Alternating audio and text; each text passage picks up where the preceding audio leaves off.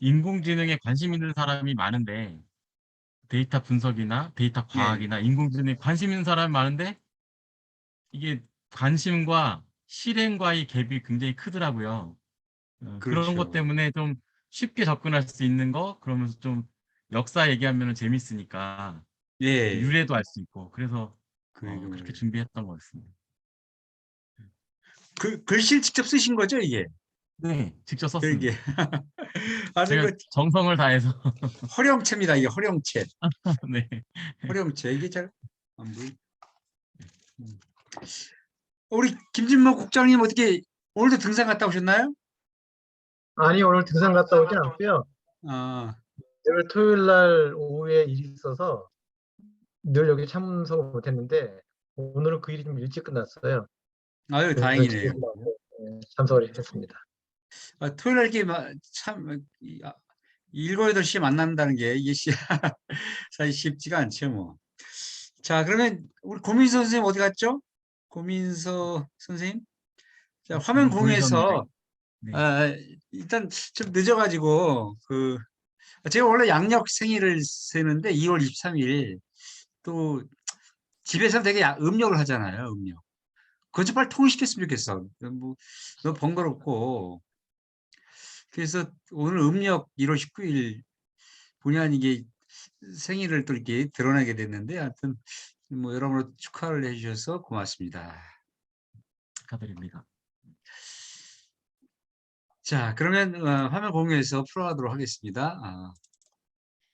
자, 오늘은 이제 자방고전, 이 문제를 우리가 집중 탐구하는 것이고요.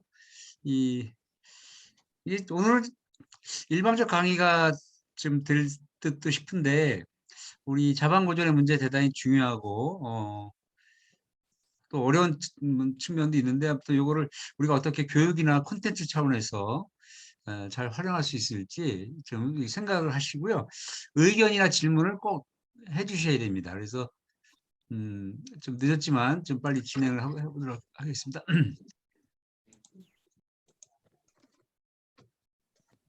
그리고 지금 우리 교재가 너무 두꺼워가지고 제가 이 얇게 다시 만들었어요. 그래서 그 세계인과 함께 읽는 훈민정음, Sharing the 훈민정음 할애본 with the world 해가지고 영역과 한국어를 같이 해서 했고요.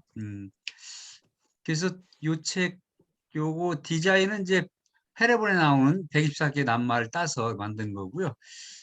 그리고 제가 훈민정 언해본 입체강독본이라는 책도 나오는데요. 거기는 이제 우리 오늘 오셨는데 어디 가셨죠? 문관영 선생님이 하신 붓글씨로 이렇게 책 표지를 만들었습니다.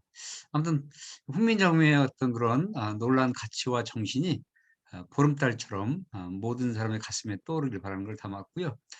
그래서 이제 제가 108명의 108자 추천사를 실으려고 했더니 너무 번거롭고 출판사가 너무 어렵다 그래서 외국인 세종 한글 국정보도사 7명 추천사만 시키기로 했습니다. 그래서 우리 선생님들 추천사를 모시러서 아쉽고요.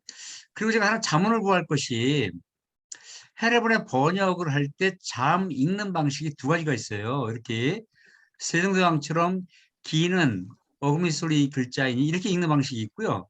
지금처럼 기역은 조사가 바뀌죠. 그래서 지금 우리 해례본 입체강독본 책은 기역은 이렇게 돼 있어요.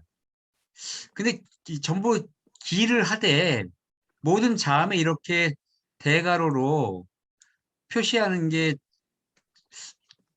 좋지 않을까 그런 생각이 드는데요. 어, 의견을 주시면 이란이 이제 기역 이렇게 읽어서 하는 거고요. 그게 원래 뭐 현대말 번역이니까 맞겠죠, 그죠? 그렇게 하지 말고 세종대왕이 했던 것처럼 이를 붙여가지고 기는 기키키 뭐 이런 식으로 하는 이해안이 있어요. 자, 이란이야 일을 좀 이렇게 해주세요. 자, 하나, 이란이 기죠. 둘, 이란이 기역니은, 이란이 이안이 기억니은. 기니디디. 자, 하나, 둘, 셋. 그 전반적으로 그 이를 붙여서 하는 방식을 찬성을 많이 해주셨네. 그럼 그렇게 해야겠네, 그죠? 저도 그게 이게 나을 것 같아요. 하나씩 있을 때는요, 잘 모르겠는데, 예, 기억하고 쌍기역하고 키읔하고 뭐 이런 게 연달아 있을 때는 그거 읽는 게 상당히 어려울 것 같아요. 맞아요, 맞아요. 그때는 그냥 뭐 DDT 이런 식으로 이를 네네. 붙여서 하는 게 네. 좋겠고요. 그게 좋을 것 같아요.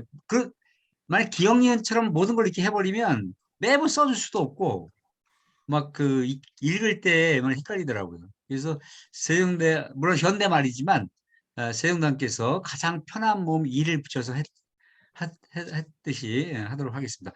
좋은 의견 고맙습니다. 자, 이 자방고전이 세 군데 나오죠, 그죠? 그래서 세종실록 1443년 12월 30일자에 이렇게 상친제 업문 28자 기자방고전, 그래서 임금께서 이제 28절 만들었는데 고전을 본떴다 뭐 이렇게. 근데 여기 요건 본떴다라는 건 뭐 제 번역이 아니라 실록 온라인 보통 그렇게 얘기하죠, 그죠? 본떴다, 모방했다. 근데 제 결론은 그렇게 번역하지 말자는 게 제 생각인데요. 닮았다, 그냥 옛 글자를 닮았다는 수준. 모방과 닮았다는 거 약간 좀 격에 좀 다르죠, 그죠? 그래서 모방은 허락 없이 모방하면 이게 표절이 되는 겁니다. 허락받고 한 게 모방이고 허락받지 않으면 표절이 되는 거거든요. 그래서 이게 막 엄청 차이가 있어서 닮았다 이렇게 번역을 했으면 좋겠고요. 자, 채말리 반대 장서문에서도 이렇게 또 여기 뭐 자방 고전과 똑같은 성어는 아니지만 방고지 전문 결국 같은 맥락이죠. 그래서 이 전자를 모방해서 만들었다. 만들었는데 뭐 비슷하다 이런 식으로 이제 생각할 수도 있겠고요.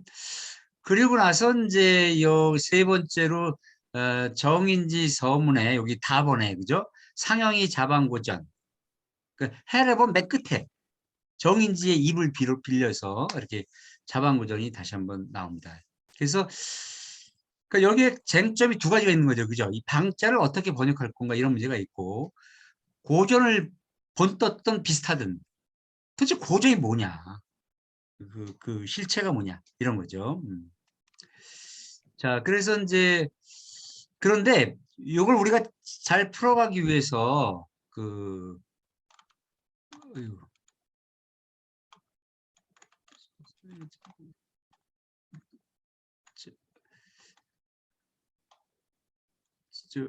잠깐만요.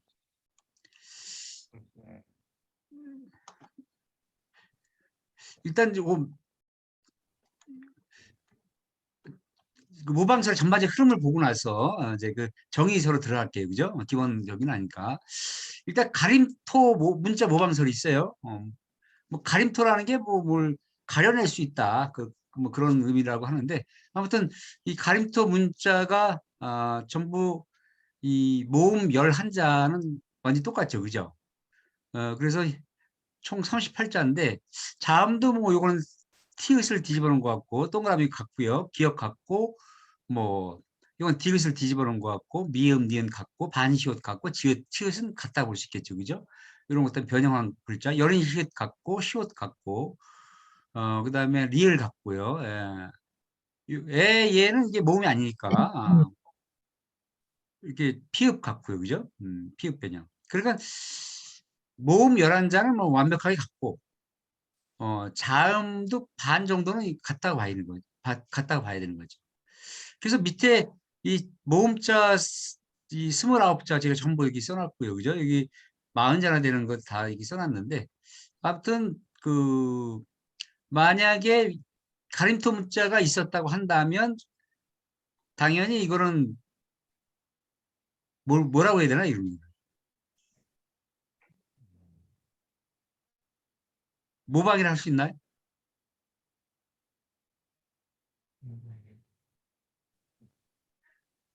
모방이라 할 수 있나요? 이 정도면? 김준범 국장님 어떠세요? 이걸 만약에 실제 있었다고 한다면 당군 시대에 이걸 모방이라고 그럴 수 있나요? 보면은 신제 28자라고 나오잖아요. 그렇죠, 맞아요. 새롭게 새롭게 제정하다 그렇죠. 22자를.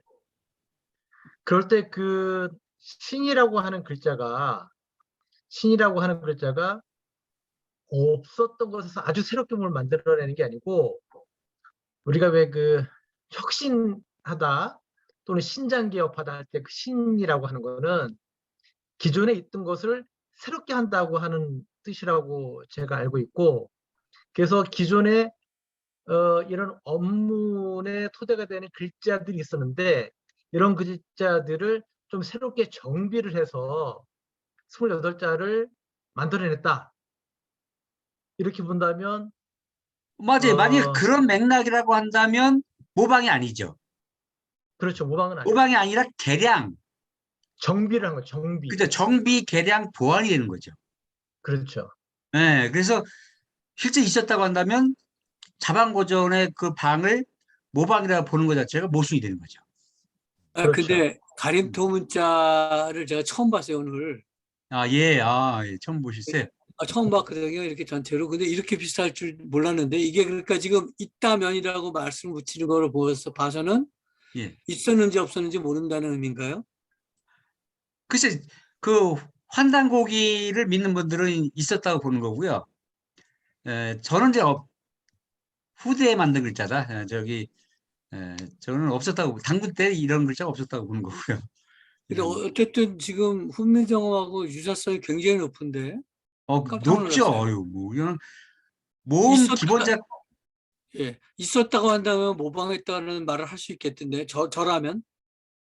만약에 이게 있었다면, 모방했다고도 볼 수 있겠다는 생각이 드네요. 근데 그러니까 이제 우리 김주목 국장님 말씀은 모방의 수준을 더 넘어섰다는 거죠. 그러니까 모방 차원이 아니고, 모방이라는 건 제가 볼 때 50% 이해합니다. 어떻게 보면 모방이라는 거는 그냥 거의 7, 80% 같은 상황에서 플러스 알파를 알파 새롭게 정비했다, 보완했다, 개량했다, 이렇게 봐야 된다 그런 거죠. 자, 이 가림토 문자 그 맥락을 좀 설명드리면요. 하여튼 이 세종대왕이 새롭게 만든 게 아니라, 새롭게 완전히 창조한 게 아니라, 기원전 2181년 단군 시대의 그 을보르객의 명에서 만들었다는 거고요. 다만 그 문헌상의 기록은 1차 문헌은 일제강점기 때 1911년, 이거는 분명히 아주 분명합니다. 1911년에 계연수라는 분이 편저한 환단고기에 이게 처음 나오는 거죠. 그런데 그렇다고 해서 1911년에 이 책을 만들었다는 의미가 아니고, 그때 계연수가 편저한 그 책에 나와 있는 것만 우리가 볼 수 있는 것인데, 그 책 안에 이제 자기가 계연수라는 분이 내가 이게 처음 지었다 그런 게 아니고, 기존에 내려오던 삼성기, 당군세기, 북부여기, 태백일사 이런 것들을 전해오던 내려오는 걸 내가 이게 편제했다 그런 얘기죠, 그죠? 거기에 당군세기에 이제 가림토 문자가 이제 실려 있다는 거죠. 근데 당군세기는 또 뭐냐? 그럼 이제 그건 고려 후기 983년에 이암이 쓴 것으로 이 기록에 의하면, 그러니까 이암이라는 분이 당군세기 쓰면서 당군 시대를 복원했다고 하는 게 아니라 당군 시대 역사를 다시 한번 정리한 거죠. 그래서 뭘 보고 정리했는지 잘 모르겠지만 그 정리하는 과정에서 이제 문자가 있었다. 이렇게 이제 쓴 거를 다시 계연수가 이제 그 기록을 재편집한 그런 거죠. 그러니까 지금 단군세기가 983년에 이암이 썼고, 그렇죠. 1911년 계연수가 편저했을 때 이암 걸 그대로 갖다 썼다는 말씀입니까? 아니면 그렇죠. 이암 이합 거를 걸 고쳤다는 갖다가 얘기? 이쪽 여러 개를 이렇게 종합해서 편지한 거죠. 그러면 이미 983년에 가림토 문자가 있었다는 말이 되고, 그렇죠. 있었는데 그것이 쓰지 않고 이어져 온 건 없다는 얘기인가 보네요. 983년도에 가림토 문자가 있었다가 아니고 983년도에 그 만든 책 기록 안에 단군 시대에 가림토 문자가 있었다라고 기록을 해놨다. 그런 얘기죠. 그 당시에 실제 쓴 게 아니고. 아, 글자가 나와 있지 않고 그냥 있다고만 얘기가 되는 거란 말이죠. 글쎄 뭐 이암책이 있으니까 뭐 일부가 썼을지도 모르겠어요. 그러나 이제 아, 기록에 없는 거로 봐서 뭐 일반적으로 쓴 건 아니겠죠. 전문가들 몇 사람이 이렇게 썼을지 모르겠지만 예, 이런 맥락이고요. 그래서 이제 글쎄요, 아니, 뭐 오늘 뭐 이게 긍정부정 차원에서 이렇게 다양하게 토론하면 좋겠는데요. 이제 그럴 만한 지금 상황이 아닌 것 같아서 제 의견을 먼저 말씀드리고 질문이나 다른 의견을 받도록 하겠습니다. 그래서 만약 가림토 문자가 당군 시대에 있었으면 좋겠어요, 저도. 그럼 얼마나 좀 자랑스럽습니까, 그죠? 그런데 있으려고 한다면 이 훈민정음은 자질 문자잖아요. 소리 성질을 기호화시켜 놓은 4차원의 문자. 1차원 한자, 2차 일본 가나 문자, 3차 알파벳, 4차. 그러니까 체육으로 발달된 문자 그 수준이 이제 당군 시대에 있었다는 거죠. 그래서 그거를 과연 증명할 수 있는가? 그러니까 해례본과 같은 학문 수준이 있어야 되는 거죠. 그래서 그런 문제가 있고요. 또 하나는 둘째는 1911년에 개연수가 편찬한 환단곡이 요게 이제 입증이 되려면 개연수가 편찬한 환단곡이 요거를 이제 그 실증적인 맥락 측면에서 진서 내지는 그 신빙성이 어느 정도 증명이 돼야 되는데 아직은 이제 글쎄요 뭐 환단곡이 저기 긍정하는 분들은 이제 증명이 됐다고 보는데 저 같은 이제 제가 잘 몰라서 그런지 모르겠지만 이제 증명이 됐다고 보기 이제 어렵다고 보는 거고요. 그리고 이제 세 번째는 이제 만약에 당구시대에 그런 문자가 있다면 아무리 우리의 국력이 약화되고 속국처럼 살았다 하더라도 그런 한자와 같은 1차원의 문자에 그것이 권력이 뭐 강대했다 하더라도 사라질 리가 없죠. 그래서 어떻게든 이어져 내려오는 거죠. 근데 사실 뭐 청동기 시대 무슨 칼이나 무슨 그릇에 이 가림토 문자가 있다고 하지만 그 정도 갖고는 안 되는 거죠. 그 이상의 기록이 남아야 되는 거죠. 이 정도 문자라면. 근데 그게 아니라는 거고요. 그 다음에 네 번째는 아까 제가 말씀드렸네요. 그래서 그 실제 사실이라면 자방고전 자체가 거짓이다. 사실이라면 모방 수준이 아니라 표절 개량 정도가 맞기 때문이다. 이렇게 이제 이렇게 봐야 된다는 겁니다. 자, 이게 이제 제가 생각하는 이제 가림토 문자의 전반적 흐름인데요. 혹시 질문이나 다른 의견 있으시면 해주실까요?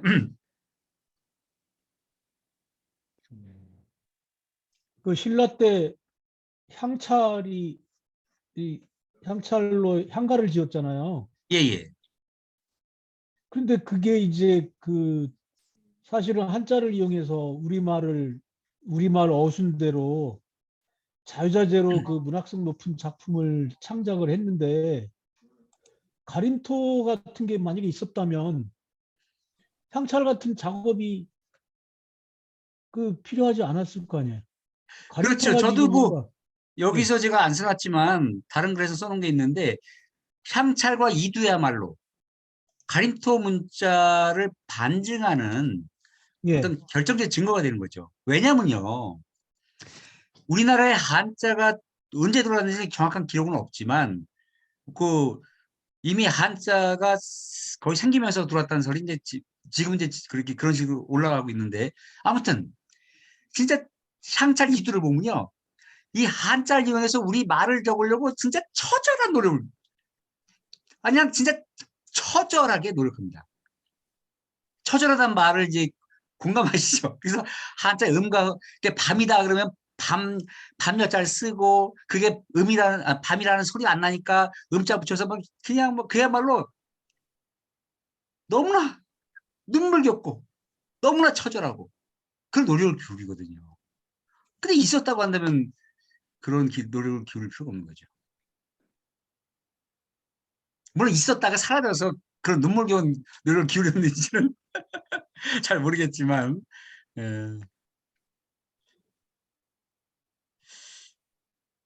예, 아이 근데 뭐 하도 많은 기록이 사라지고 뭐 그래서 뭐 100% 제가 뭐 부정할 수는 없다 봅니다. 그 사실 뭐 워낙 우리가 알 수 없는 역사도 많고요, 그죠? 뭐 빙하기도 있었고 그러니까 100%는 아니라 저도 100% 이렇게 뭐 반대하고 그런 건 아닙니다. 그렇지만 전문 학자로서 그냥 대략 7, 80%는 제가 이제 이런 근거 때문에 반대한다고 보면 될 것 같아요. 이제 질문이 하나, 질문이 예. 하나. 카메라가 여기, 이후에 뭐 거란이나, 감기 때문에 목소리가 좀 그래. 거란이나 몽골 문자를 또 이제 약간 모방한 게 아닌가라는 것도 이후에 수업하실 것 같은데, 일단 가림토 문자가 단군이라고 하면 거란이나 뭐 몽골보단 그래도 우리나라 원래 민족의 그거라고 치면, 예를 들어서요, 세종이 가림토를 좀 참고했다고 쳐요. 그랬을 경우에 후민정음의 창제에 그 색깔이 빛이 그렇게 크게 바래지나, 좀 갑자기 그런 생각을 지금 해봤는데 좀 어떨까요? 좀 참고했다고 해도 그게 그렇게 문제가 좀 질문이 엉뚱할 것 같아서. 근데 그거는 예. 참고했다고 하면 문제가 되죠. 왜냐면 세종대왕이 해례본 전반적인 맥락 속에서 자기가 어떻게 만들었다고 썼는데 결국 그게 반 이상은 거짓말이 되는 거죠. 그런. 물론 단군 때 이렇게 만들었으니까 내가 이렇게 그 지혜를 받아서 내가 이렇게 했다라고 설명했다면 그 아무 문제가 안 되는데, 뭐 근데 그런 맥락이 아니고 진짜 음성과학, 음향원의 철학에 의해서 자기가 이렇게 전반적으로 이렇게 그 짜임새 이런 걸 다 했다고 하니까. 그러니까 지금 이게 가림토 문자를 모방했든 닮았든 개량을 했든 이게 지금 학문적으로 완전히 정리된 건 아니잖아요. 그렇죠, 맞아요. 이게 예. 아닌 거고 정리할 수가 없죠. 정말 그 행촌 이하임이라고 하는 분이 단군세기를 지으셨는데 거기에 이 가림토문이라고 하고 있는 것을 한간에, 그러니까 어디서부터 이렇게 전승돼 오던 거를 이분 거기다 적어놨다면, 정말 이게 적어놨다면 그런 글자가 있었다, 우리나라에 그런 게 있었다면 나중에 세종께서 그렇게 고려 시대 때 그 기수편찬한 책들을 보시면서 이것에 대한 어떤 의문학적인 어떤 정리를 걷다가 하시면서 이거를 이제 정립했다면 그것은 굉장히 저는 이제 의미가 있다고 보는 거고요. 아까 그 향찰이나 이두로 우리가 문자 생활을 했는데 이것은 한자를 활용한 우리 그 문자 한자에 의존한 우리 문자 생활인데 정말 이렇게 가림토문이라고 하는 소리 글자가 있었다면, 이 쉬운 글자가 있었다면 굳이 우리가 왜 항철이나 이두를 썼겠는가 하는 건데요. 저는 여기 조금 좀 다른 생각을 갖고 있거든요. 예, 예. 그러니까 문자라고 하는 것이 이제 그 당시에, 그러니까 조선 시대까지만 해도 문자라고 하는 것은 일반 민중들, 백성까지 그 문자를 쓰는 게 아니었고, 그럼 뭐 중국도 마찬가지였을 거예요. 제사장 계급 또는 지배층 계급에서 쓰는 이제 건데 이 문자라고 하는 미디어가. 근데 이제 예전에 그 고조선 시대나 이런 시대에 이를테면 거의 연맹처럼 이렇게 여러 민족들이 어울려서 살았던 그 시대에는 소리 글자로 소통하는 것은 굉장히 비효율적이고 정확하지가 않다. 그 당시에는 오히려 뜻글자인 이 한자로, 그러니까 서로 말이 다르더라도 한자를 써서 이렇게 그 의사소통을 하면 통하는 시대에 살았기 때문에 이때는 한자가 주류 문자일 수밖에 없었다. 이 당시에 아무리 가림토문이라고 하는 소리 글자가 있다 하더라도 말이 다른데 이거를 소리 글자로 써봐야 그걸 가지고 읽어도 소통이 안 되는데 그 당시에는 일부 정말 제사장 계급이나 지배층이 이 가림토문을 이렇게 썼고 이런 것들이 그러다 보니까 잘 이렇게 민간에까지 이렇게 전승되지 않고 일부 계층만 쓰고 뭐 이렇게 하는데 한자라고 하는 것이 워낙에 효용성이 높기 때문에 뜻글자로서 말이 달라도 다 통할 수 있기 때문에 주로 뜻글자로 쓰다가 이것이 이제 그 조선시대에 오면서 이게 지식인 계층만 아니고 일반인들도 백성들도 좀 쓰게 해야 문자 생활을 할 수 있도록 하기 위해서 다시 소리 글자라는 것을 필요성이 생겼고 이것을 제대로 정립을 해가지고 백성들에게 준 게 아닌가. 난 이렇게도 한번 생각을 좀 해봐요. 예, 아유. 다른 의견 있으면 말씀해 주시고요. 혹시 다른 분들은. 두 가지 말씀하셨는데요.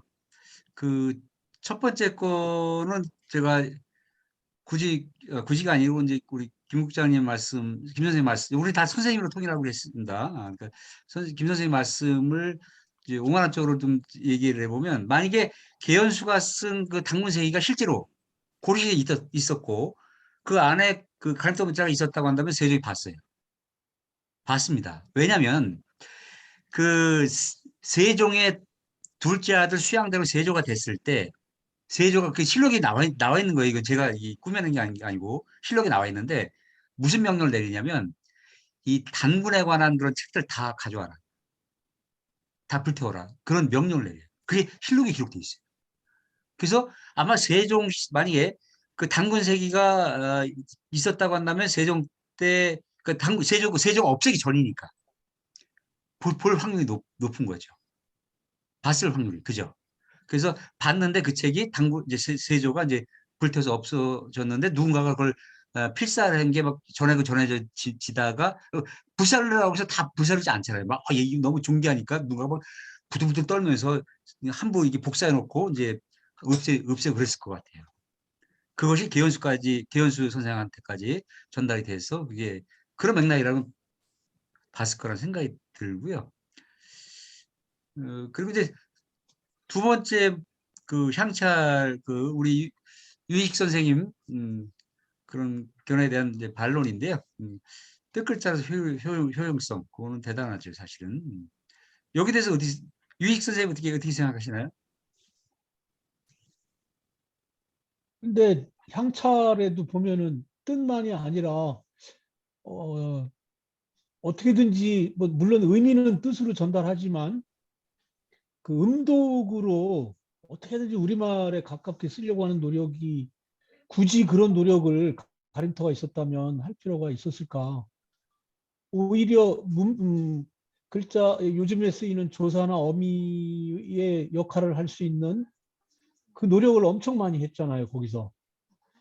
그런 면에서 가림토 문자는 그 당시에 지배계급에서도 쓰이지 않았을 것 같은 그런 생각이 들거든요.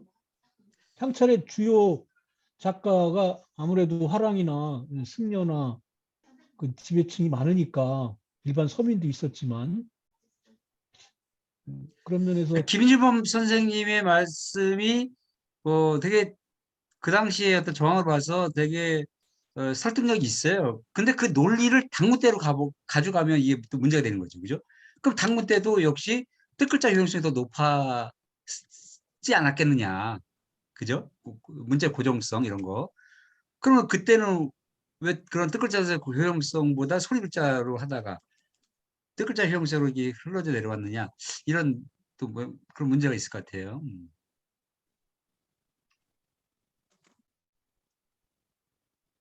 예, 이게 참 복잡하고 어렵죠, 그죠? 근데 복잡하고 어려운데 대단히 막 흥미진진해 사실. 흥미진진하고 진짜 무한한 상상과 이런 아이디어를 막 자극시켜주고 그래요, 그죠? 하여튼 제가 아까 100%가 아니라는 게 중요합니다, 그죠? 그러니까 좀 열어놓고 우리가 계속 또 다양한 생각과 토론을 이어갔으면 좋겠고요. 이런 그- 데서 그 콘텐츠가 많이 나오겠네요. 그렇죠. 예, 그래서 이렇게 좀 사실- 모호하거나 좀 불확실한 부분에서 하나의 문장 가지고서 영화가 만들어지니까. 그 제가 세조가 당군에 관한 책들을 다 가져와라, 불태워라 이걸 첫 장면으로 해가지고 그 영화를 만들고 싶어 그런 생각을 한 적이 있어요. 이 세조가 참 뭐 잘한 것도 있지만 왜 그런 난 책을 불사를 하는 인간들 제일 싫어 진짜. 음. 아니 좋은 책은 나쁜 책이라고 불사르면 안 되지. 그걸 그때 엄청난 책이 불살라졌을 거예요. 환단곡이 주장한 사람들이 이걸 가장 강력한 근거로 삼아요. 아, 이때 당군에 관한 많은 기록들이 사라졌다. 그래서 이제 그렇게 일단 어찌됐건 이 조선이라고 하는 나라는 예예. 채말리가 그 반대 상소문에서도 썼지만 음. 이를테면 4대 모화가 이 조선시대에 이를테면 건국 이념 같은 거예요. 그렇지 그러니까 맞아요.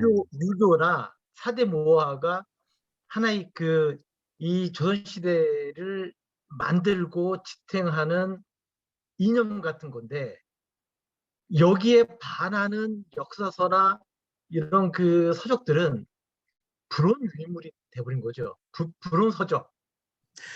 맞아요. 그리고 이 당군 체제를 번복하는. 맞아요.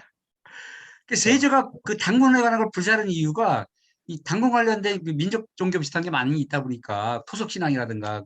근데 이 세조가 거의 불교 신자예요.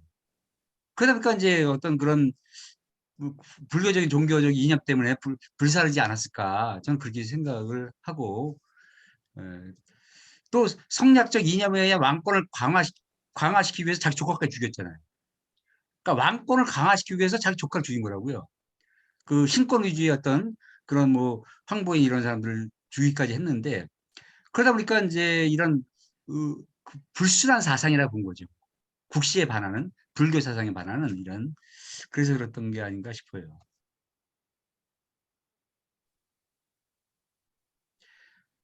예, 그러면 가림도 부장 이걸로 끝낼까요?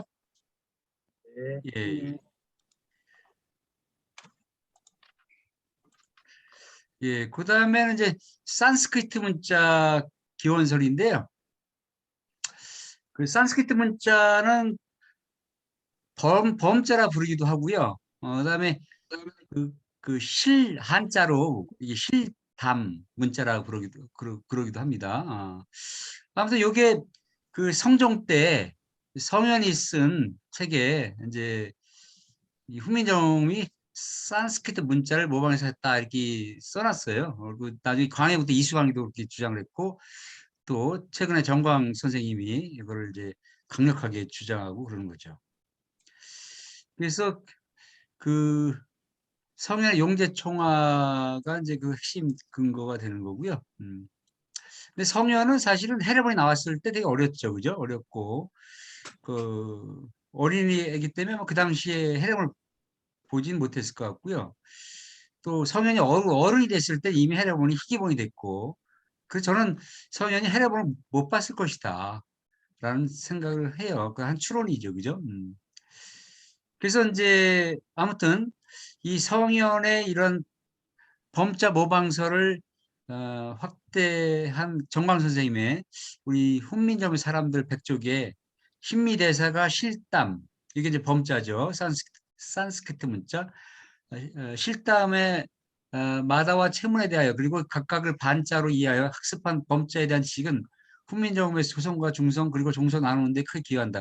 그 가운데 모음 또는 중성의 글자를 인정해서 독립된 글자로 한 것은 뭐 훈민정음 제정에서 대단한 공로다. 그러니까 쉽게 말하면 이런 얘기죠. 훈민정음 되게 창조적이야.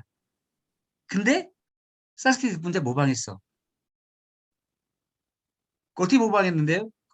훈민정음 되게 창조적이야. 근데 모방했어. 이런 식으로 계속 주장을 하시는 건데요.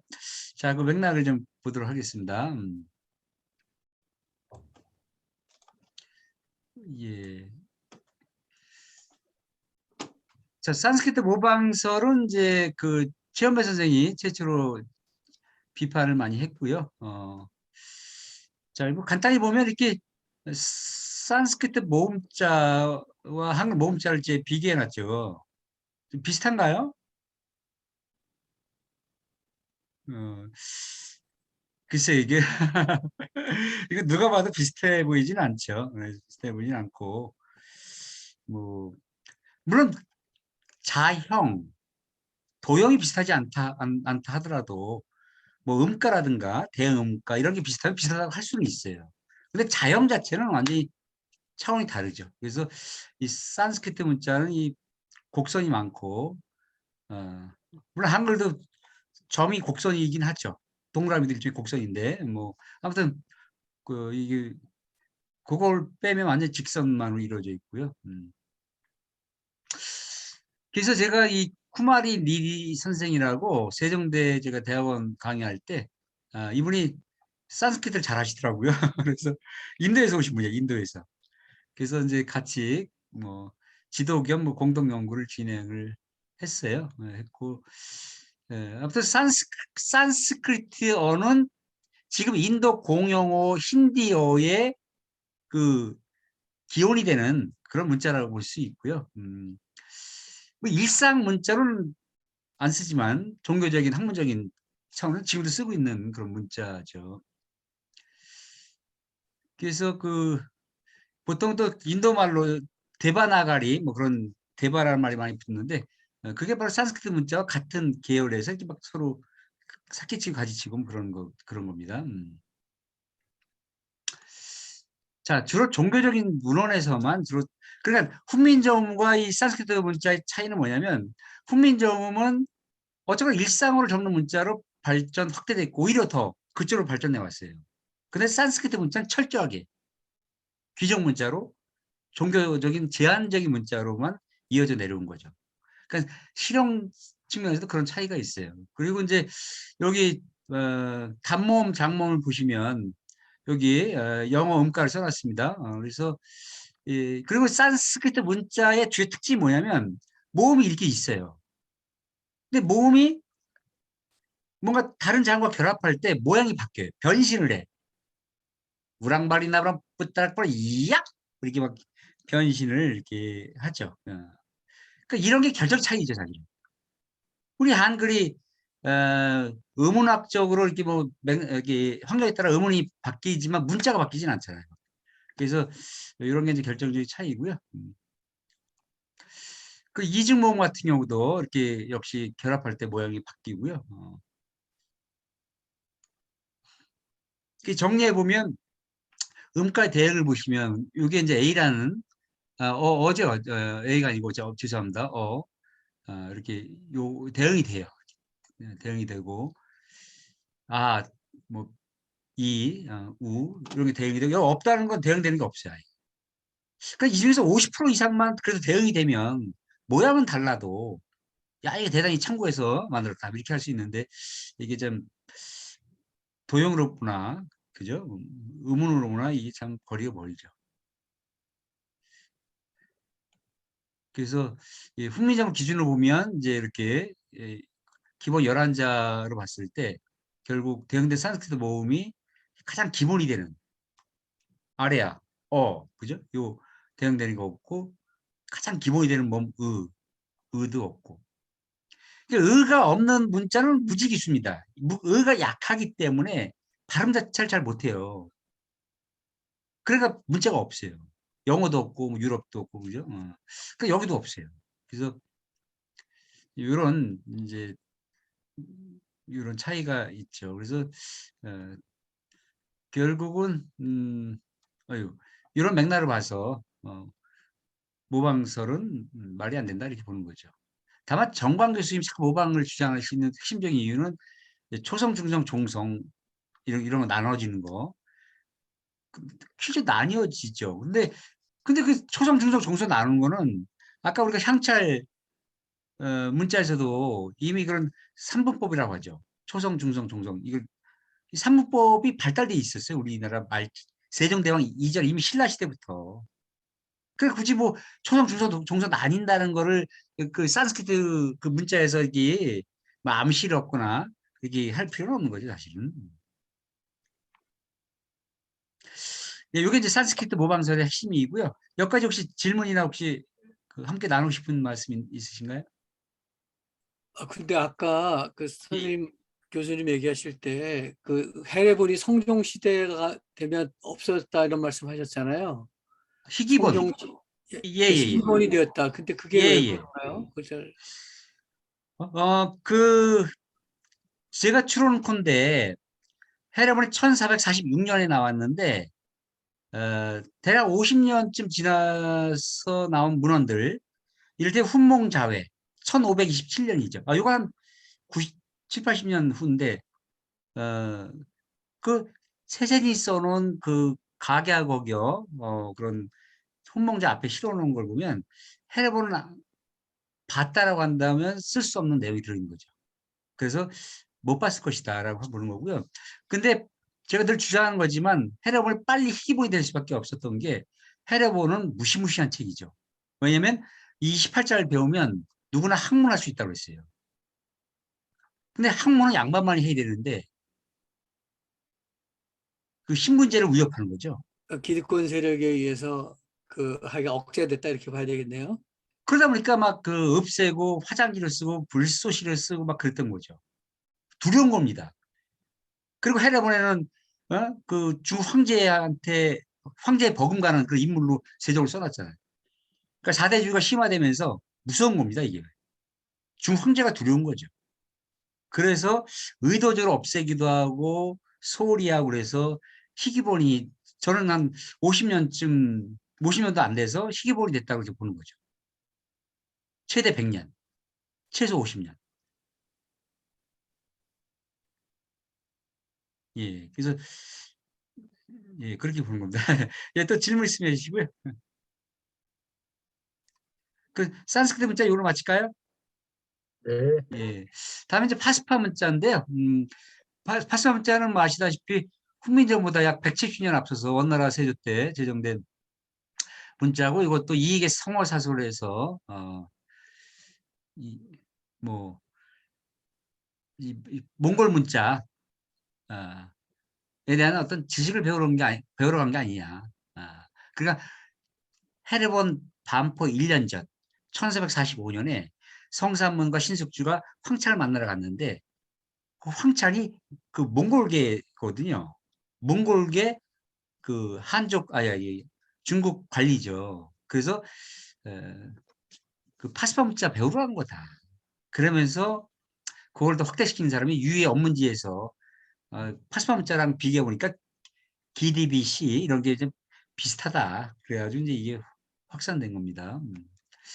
자, 그래서 뭐 황찬 얘기는 완전히 추론이고요. 뭐 근거가 있는 건 아니고요. 뭘 잘못한지 아무도 모릅니다. 그리고 이제 파스파문자를 모방했다고 하면 이게 파스파문자의 모음이고요. 이게 자음이에요. 그래서 역시 이것도 마찬가지로 도형 측면에서, 그죠? 기호 측면에서는 뭐 모방이라 보기 어려운 거죠. 그리고 서양 사람들이 요게 이런 걸 가지고 막 모방했다는 거예요. 요거 뭐랑 비슷하죠? 리을과 비슷하죠. 여기 여기서 미음 따오고, 요거 기억 따오고 막 그랬다는 거예요. 그 레드야드라는 그 서양의 유명한 훈민정 학자가 있는데 그건 너무 지나친, 제가 민족주의가 아니라 문자학적으로 오는 건 말이 안 되죠, 그죠? 그렇게 뭐 부분적으로 따왔다고 한다면 되게 어렵겠다 이거 배우려면. 그래서 예. 그리고요, 제가 놀라운 걸 제가 이번에 발견했어요. 보세요. 채말리 반대 상소문에서, 자, 제가 시간 없으니까 이 번역만 읽을게요. 오직 몽고, 서화가 티베트예요. 여기 티베트계죠. 여진, 일본과 서번과 같은 종족이 각기 글자가 있을 때 이는 모두 오랑캐 종족에 있는 이름으로 좋게 말할 만한 것이 못 되옵니다. 만약 고전이 파스파 문자라고 한다면 파스파 문자가 몽골 문자예요. 근데 그럼 채말리가 몽골 문자 오랑캐 문자라고 했는데 오랑캐 문자를 모방했는데 자방고전이라고 할 리가 없는 거죠. 자방고전이라고 실록에서 쓴 사람은 사대부 그 사관이 쓴 거 아닙니까? 그죠? 정인지도 사대부고. 숨기려고 했겠죠. 설령 그렇다 하더라도. 떳떳하게 야 자방고전이다. 그렇게 얘기할 필요가 없는 거죠. 오랑캐로 얘기했는데 저는 이거 보고 한편 되게 웃었어요. 왜냐면 왜 웃었냐면 야, 이 진짜 동서양을 평정한 그 대제국을 오랑캐로 여기다니. 이게 진짜 이게 얼마나 큰 대포인가. 한참 웃었어요. 저는 아주 야 진짜 최 씨라서 그런 얘기하는 겁니다. 우리 또 우리 최성수 선생님도 뭐 그냥 대쪽 같으시니까 그죠? 이제 본이 같으신가요? 저도 얘기 좀 해보면요. 예예.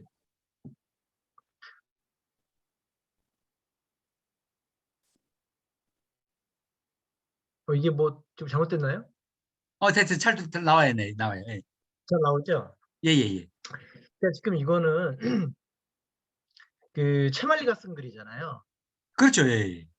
채말리하고 6명, 7명 있습니다. 7명. 그러니까 채말리는 그 당시에 이 이를테면 집현전 이 소장파가 아니고 노장파라고 해야 되나? 이분들 책임자, 이분들 부지야. 책임자. 예. 그렇죠. 이분들의 그 세계관은 기본적으로 이분들은 이제 사대모와 소중화 사상이기 때문에 그렇죠, 그렇죠. 세상을 중국의 관점에서 본단 말이에요. 예. 그러니까 자기는 조선 사람인데 중국의 관점에서 명나라 관점에서 보면서 저런 몽골이나 서아를 오랑캐로 보는 거죠. 그렇죠, 그렇죠. 예.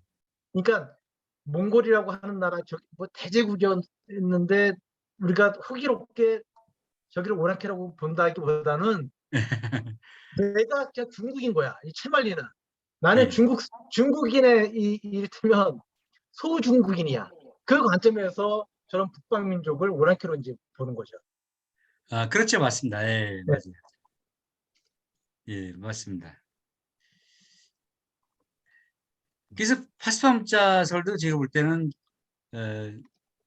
근거가 없는 것 같고요. 역시 파스파문자도 자음모음 나눠진다는 거 뭐 근거를 들었는데 그거는 뭐 자음모음 나눠지는 글자는 그 당시에 꽤 있었고요. 그다음에 신대문자 요거는 뭐 제가 여기서 얘기하는 것 자체가 입이 좀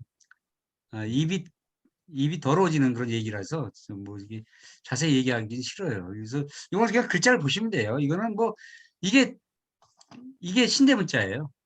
요거 아이우의 뭐야? 저기 고혜라 선생님 읽어보시죠. 고혜라 선생님이 일본에서 10년을 사셨다 그랬나요?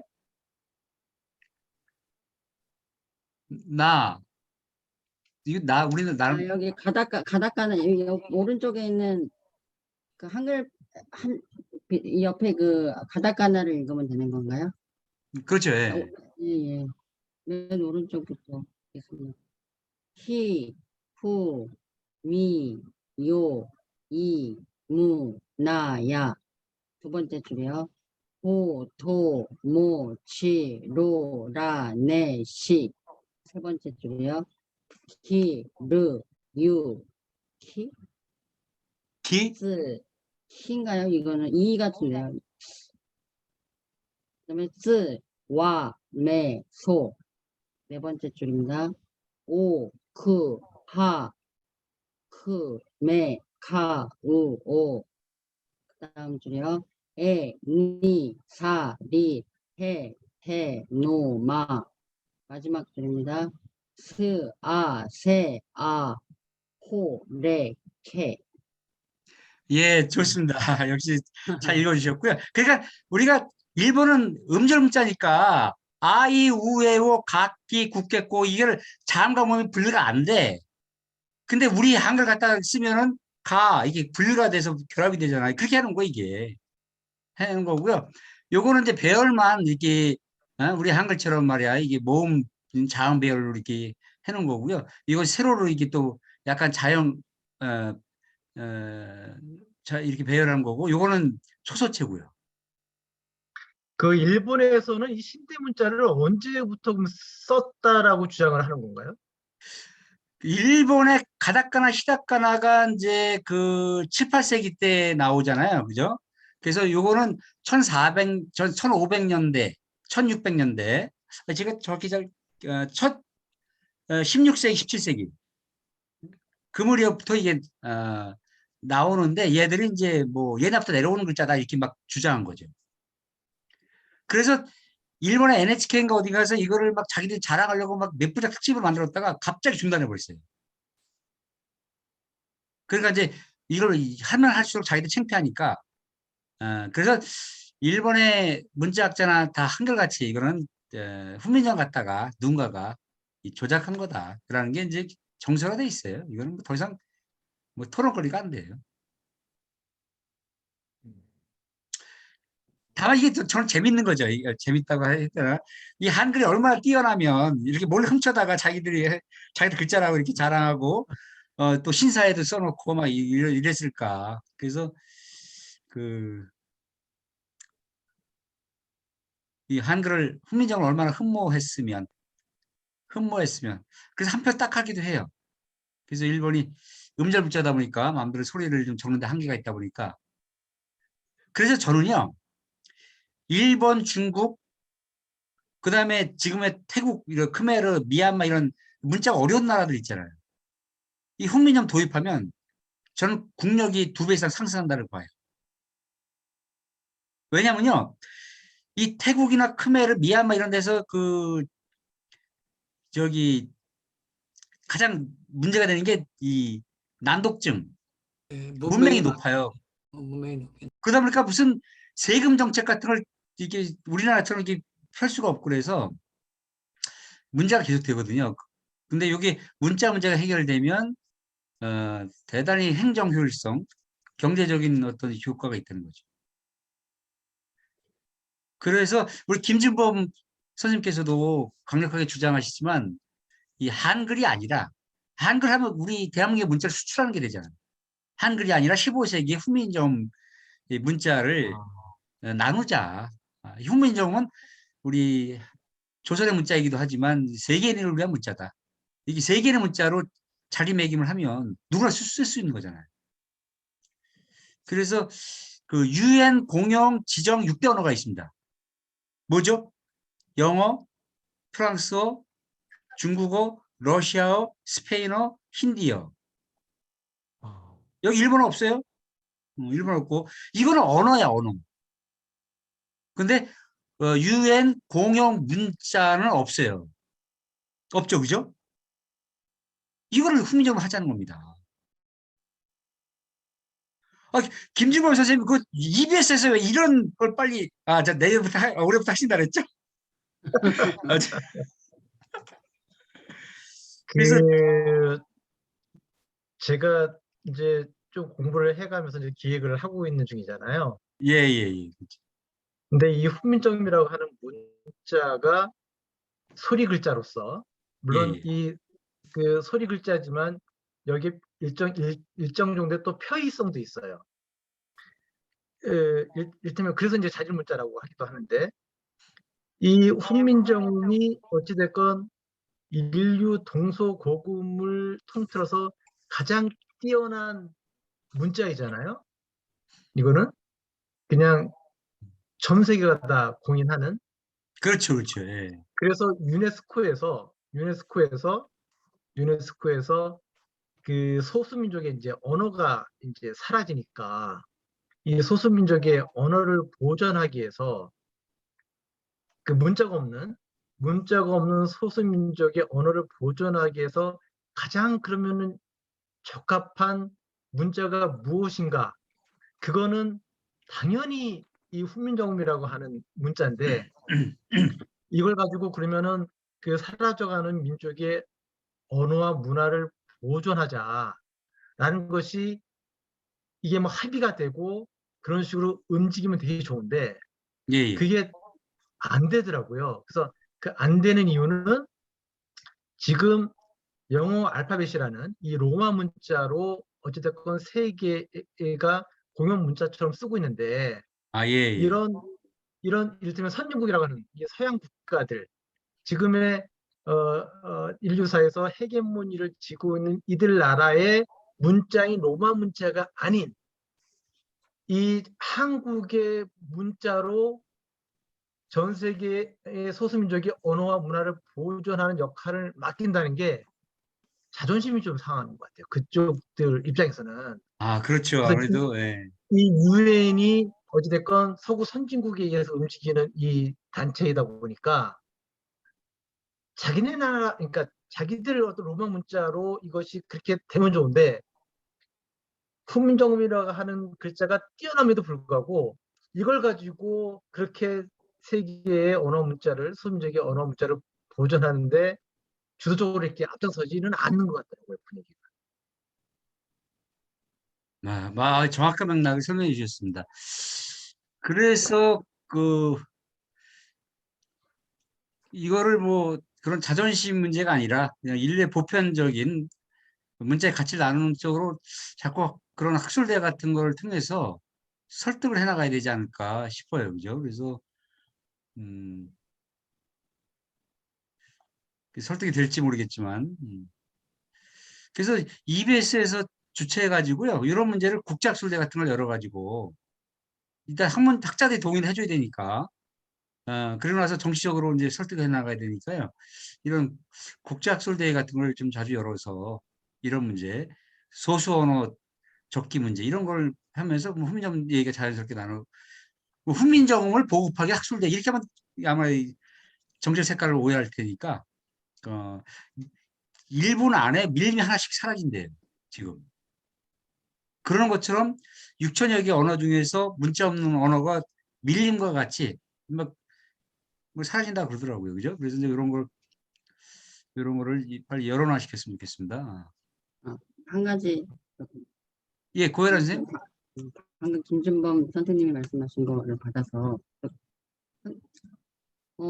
근데 거꾸로 훈민정음을 김수롱 선생님이 말씀하신 것처럼 학술대회 같은 그런 비정치적인 접근법으로 사람들한테 배포해 간다는 거에 대해서 저는 현실성을 준다면 두 가지로 좀 생각할 수 있지 않을까 생각해 봤어요. 하나는 뭐냐면 일단 먼저 하나는 말씀하신 대로 서구 중심으로 지금 세계가 움직이는데 그러면 막 없어지는 그 언어들이나 아니면 본인 문자를 안 갖고 있는 사람들은 이미 알파벳으로 안 하고 있을까? 알파벳 많이들 뭐 빌려서 하고 있긴 한데 알파벳으로 그러면 시간이 가면 다 그렇게 퍼져갈 건지 아닌지가 하나 좀 궁금하고요. 두 번째는 유행 같은 것은 어쨌든 파워 게임이니까요. 오히려 중국어를 예를 들어서 뭐 그런 식으로 한다 그러면은 서구 사람들이 경계할 거고 일본어 중국어 쪽 사람 글자들을 하게 되면 경계할 거고 또 알파벳을 그런 식으로 뭐 퍼지게 하자 그러면 또 이 중국이나 이제 일본 쪽이 경계할 수도 있으니 이상한 말이긴 하지만 우리나라 같이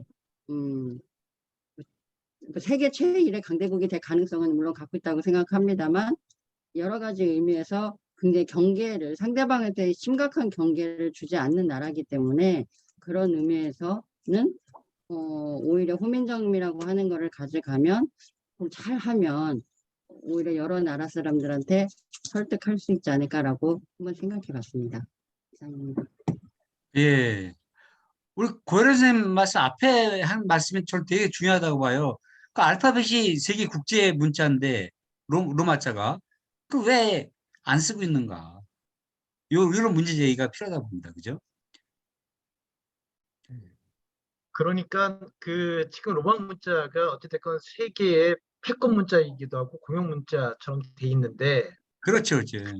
이 로마 문자가 소리 글자로서 한계가 지금 있는 거잖아요. 그러니까 예. 모든 민족의 말소리를 제대로 받아 적을 수 없는 거예요. 이게 이 로마 문자를 쓰면서 오히려 그 나라의 말소리 이런 것들이 왜곡이 되거나 변형이 되거나 뭐 이런 지금 저기 단점이 있는데 우리 그 훈민정음은 그렇게 왜곡이나 변형을 안 시키고 그 소리를 그대로 이렇게 표현해낼 수 있는 그런 글자체계이기 때문에 굉장히 이를테면 이거는 좋은 문자인데 지금까지 그 로마의 이 알파벳이 전 세계에 퍼진 것은 제국주의의 영향이잖아요. 그러니까 그렇죠. 식민지를 건설하고 그 나라에 강제적으로 문자를 강요를 해서 이게 쓰게 한 거고, 일본이나 중국도 여전히 이 세계사 속에서 패권을 지향했던 나라고, 그 서양의 선진국처럼. 그러니까 그런 식으로 문자를 보급하는 거는 한계가 있고, 또 그는 받아들인 나라에서도 어떤 문화 제국주의, 문화 식민지화 될 수 있기 때문에 그런 것들은 바람직하지 않고, 한국처럼 패권을 지향하는 국가가 아니면서 문화로, 지금은 이를테면 한류처럼 예, 예. 한류가 이렇게 활성화되면서 전 세계인들이 강제로 배우는 게 아니고 자발적으로 한국의 문화를 알고자 그 문자를 지금 배워가고 있잖아요. 이런 현상이 자발적. 예. 굉장히 바람직하다고 보는 것이고, 김수롱 교수님이 말씀하셨듯이 이런 것들을 학술회의를 통해서도 알려야 하지만, 저는 이제 조금 또 자신 있는 게, 워낙 이 한류라고 하는 이 문화 현상이 일시적이지 않고 이걸 계속 지속 가능할 거라고 보고, 그러면서 자연스럽게 전 세계인들이 한글을 접하게 될 것이고, 또 한글을 접하면서 한글의 원형인 이 훈민정음까지도 알게 되는 그런 그 단계적 어떤 이런 과정 거치지 않을까라고 이제 희망하고 또 기대하고, 또 그런 흐름 속에 저도 EBS도 때가 되면 기여하고자 하는 것입니다. 아, 아유. EBS 멋있다. 네. 네, EBS 정말하면 정말 그때는 지금입니다. 저도 지금이라고 하나요? 생각합니다. 아, 진짜 오늘 마지막 저도 말씀이 너무 명쾌하네. 그리고 아까 예. 고혜라 선생님 말씀하고도 일맥상통하고 네네. 진짜 이 저도 자발적으로. 하나요? 네. 예, 고혜라 선생님. 예, 예. 네.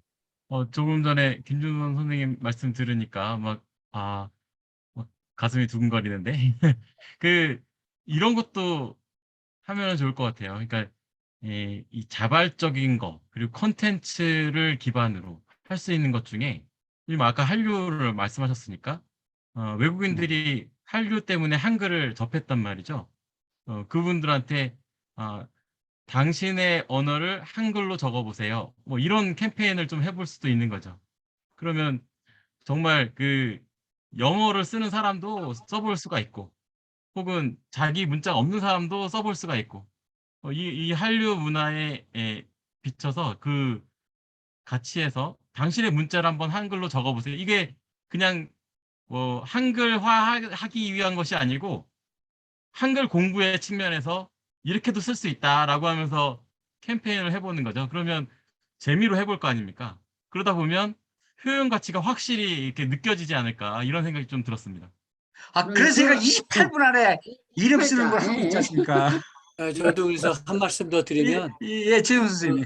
우리 김수롱 교수님 28분에 자기를 한글 쓰기 굉장히 좋은데, 이제 김준범 선생님 말씀 듣고 나니까 지금 현대 한글이 아니라 훈민정음 28자, 거기 플러스해서 순경음이라든지 이런 것까지 하게 되면 정말 현대 한글이 표현하지 못하는 그 발음도 다 포함할 수 있잖아요.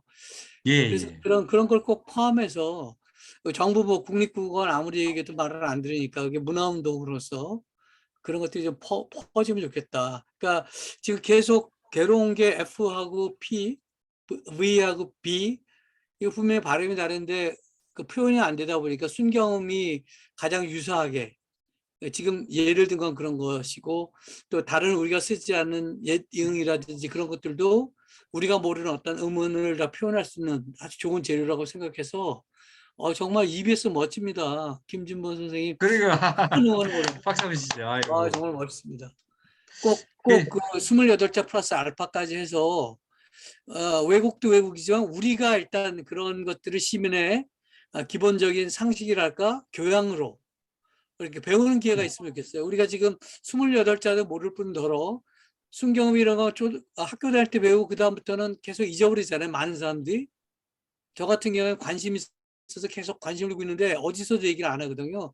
EBS 같은 데서 세게 얘기해 주시면은 정말 수준이 많이 높아질 것 같아요. 저 김수롱 선생님은 얘기하고 계속 얘기하셨지만 그게 언론 노출이 잘 더 활성화되었으면 좋겠어요. 말씀하신. 저희가 이제 EBS다 보니까 그 영어 그 학습 프로그램이 많이 있거든요. 영어 학습 프로그램이 많이 있는데 그때 이제 진행자 중에 미국인 진행자하고 한국인 진행자하고 두 사람이 이제 같이 공동 MC를 본 적이 있어요. 공동 MC를 본 적이 있는데 한국의 그 MC가 우리 한글이 영어보다 더 뛰어나다라고 이제 얘기를 한 거예요. 그러니까 그 미국인이 네 뭐가 더 뛰어나냐? 우리 영어가 더 뛰어나다. 그래서 이제 그 한국인 MC는 우리는 24글자로 표현하지 못하는 소리가 많다.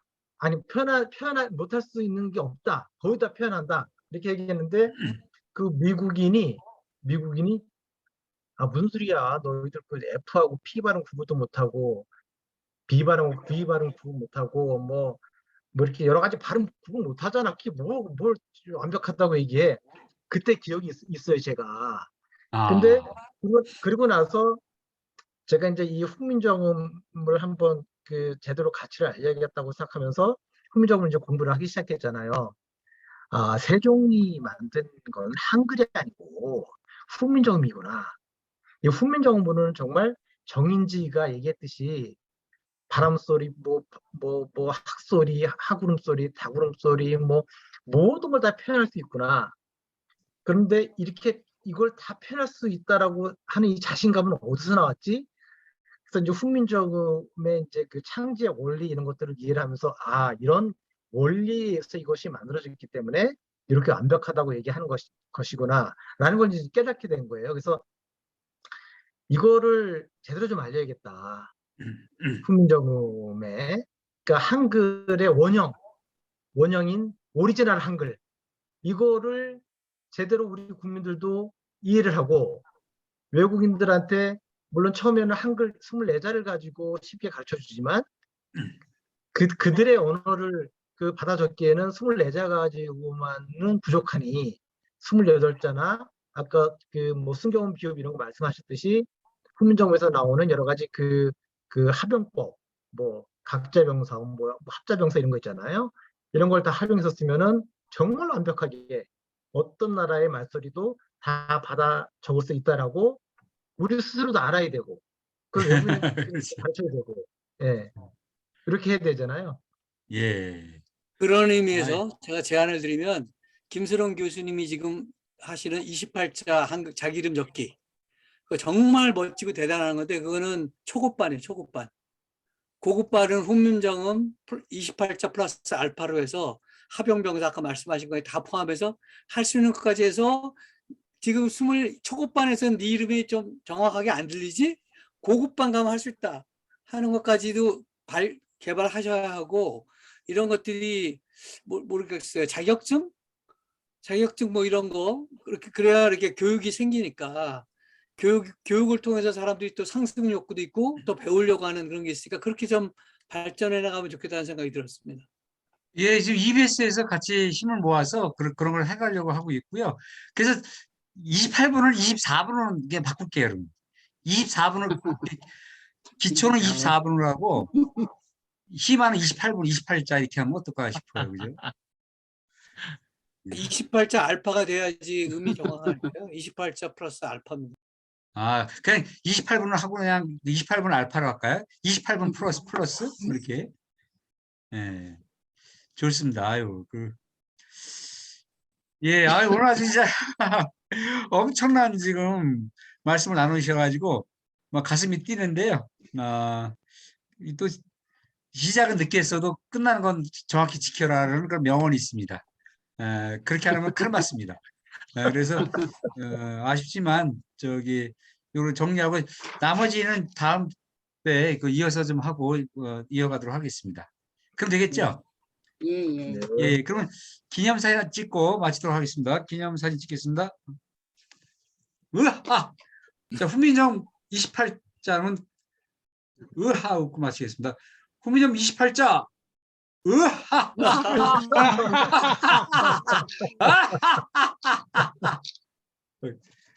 예, 했습니다. 예, 그리고 아유 고맙습니다. 오늘 아유, 참- 선생님 오늘 그리고 선생님 생신 축하드립니다. 아, 몰랐어요. 네. 아유 생신이 아니고 생일. 생신이 아니고 축하드립니다. 생일. 예, 맞다. 예, 아 젊습니다. 축하해요. 젊어요. 아유 고맙습니다. 네, 네, 감사합니다. 네, 수고하셨어요. 예. 여러분